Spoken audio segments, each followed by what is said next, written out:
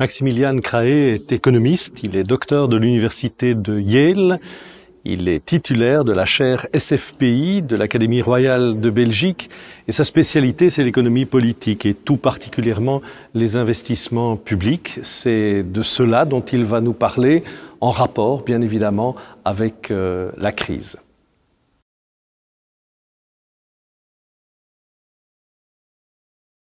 To answer this question, we first need to understand what investment is.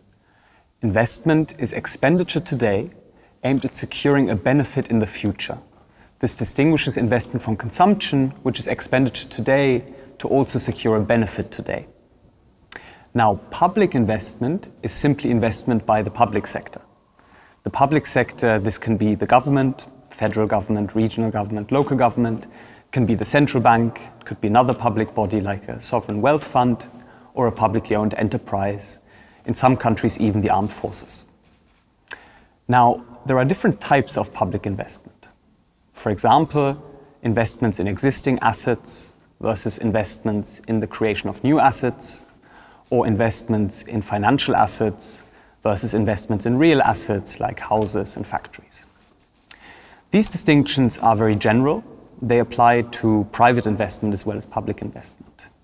But there's another distinction which is very important in the case of public investment and which applies almost exclusively in the public sector.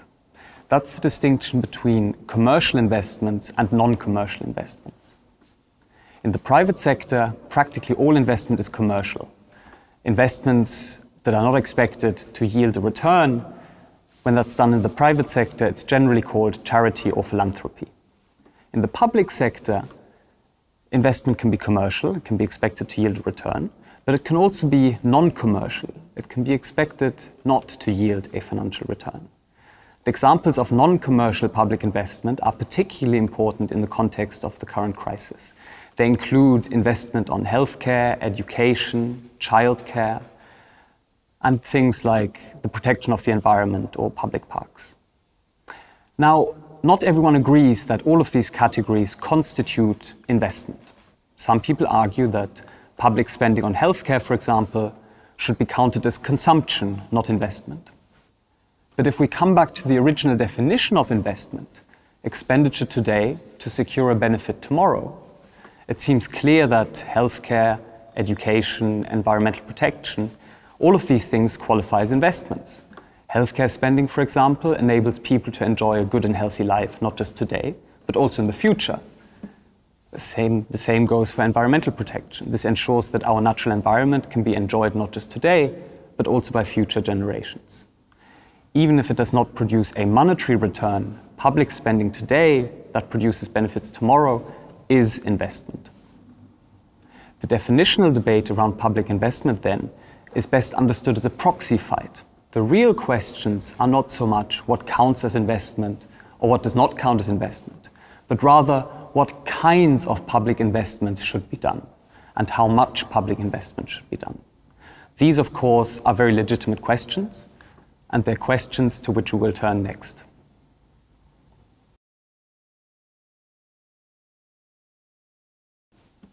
Public investment is expenditure today to secure benefits tomorrow.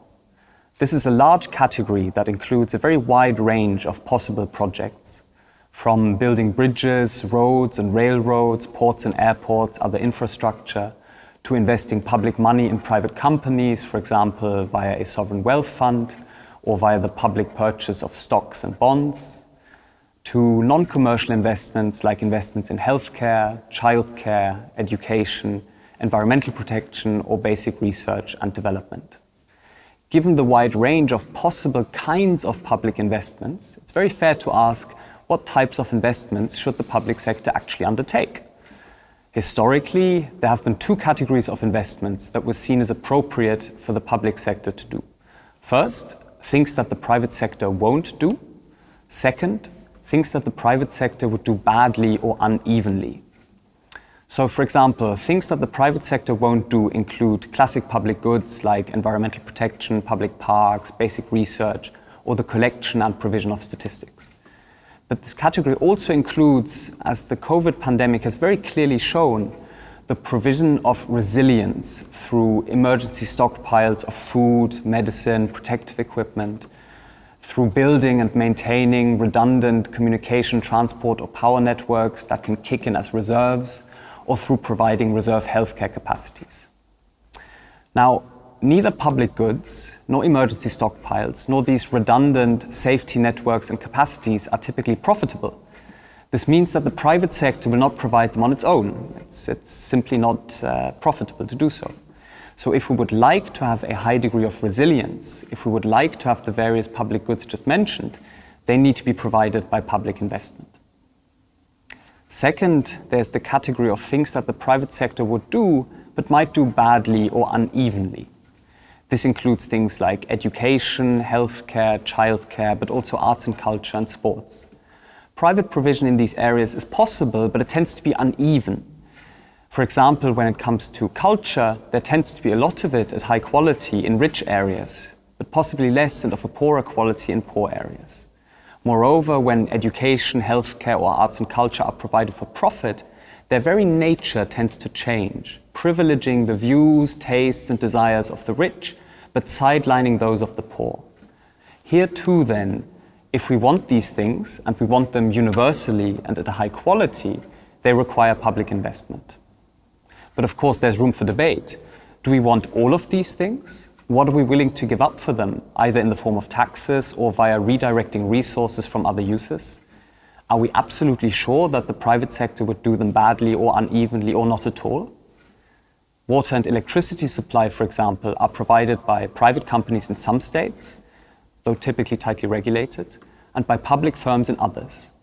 It's not always obvious which model works better, and sometimes the differences are quite small. In the end, there are important considerations both in favor and against the various kinds of public investment that could be undertaken. Different analyses and different perspectives will produce different answers, and these answers will vary from place to place and from type to type of investment.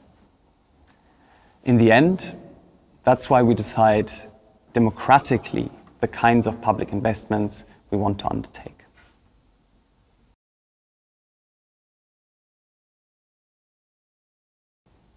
In an earlier video, I discussed the question, what types of public investments should be undertaken? In this video, I tackle a related but distinct question, how much public investment should be undertaken? A first approach to answering this question consists in deciding on a project-by-project basis which investments should go ahead. The total public investment undertaken would then simply be the sum of all the approved projects. However, coming to a total sum via a project-by-project analysis leaves out the big picture.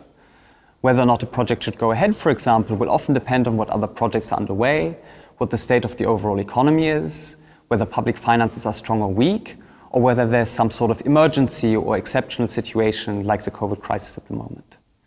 Given these interactions and the importance of context, project-by-project analysis tends to either become excessively complicated if each individual analysis includes these complicated interaction effects and contextual features, or it tends to become oversimplified if these interaction effects are simply ignored. A second approach to deciding the right amount of public investment starts from the big picture, starts from the context, and then uses macroeconomic analysis to arrive at a rough envelope or overall amount for total public investment spending. Here the reasoning is as follows. Private economic activity can leave many people unemployed and many potentially productive resources unused or misallocated. The mechanism is as follows. Private investors invest when they're confident in future sales. Nobody knows how much demand there will be tomorrow. This creates a situation of multiple equilibria. When everyone is confident, lots of people invest. This drives high demand, high production, and high profits. This in turn justifies the original investment decisions, and we're in a high activity equilibrium where things are going well. But now consider a situation where everyone is pessimistic and nobody invests, for reasons of crisis or for reasons of animal spirits. This means there's now little demand for new machines, for steel, for construction work, electricity, for lots of other inputs. This means there's low production, low profits, low future investment. Suddenly you're caught in a low activity equilibrium with many people unemployed and many resources unused. This is exactly what happened during the Great Depression of the 1930s, and a risk of a similar situation exists today. In such a situation, we want higher public demand in order to bring the spare resources, particularly the unemployed, back into production. To sum up then, the amount of public investment is best decided by attacking the question from two ends. First, in a bottom-up analysis, by summing up projects that are highly desirable, from infrastructure projects to social investments to environmental protection and green investments. Second, in a top-down analysis that considers the state of the economy, with higher investments to mobilize spare capacities in times of crisis and lower investments in times of economic booms.